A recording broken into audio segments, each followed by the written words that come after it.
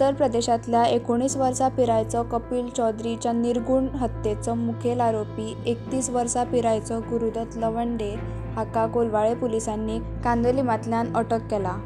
कपिलाची कूड थिवी हांगच्या दोंगराळ वाठारांनी सांपडली, तातूंत जायत्यो जखम्यो जाल्ल्यो। कपिलान बनावटी आयडी वापरून घेतिल्ली भाड्याची थार सोदून काडल्या उपरांत लवंडे आनी ताच्या वांगड्यांनी पिडेस्त व्यक्तीचेर हल्लो केल्ल्याचें चवकशेंत स्पश्ट जालां। लवंडेन गुन्यांव कबूल केला जाल्यार ताच्या साथीदारांचो सोद सुरू आसा। कोलवाळे पुलिसांनी बेगोबेग केल्ल्या कारवायेची तोखणाय जाल्या, कारण ही केस फकत 15 वरां भितर सोडयली।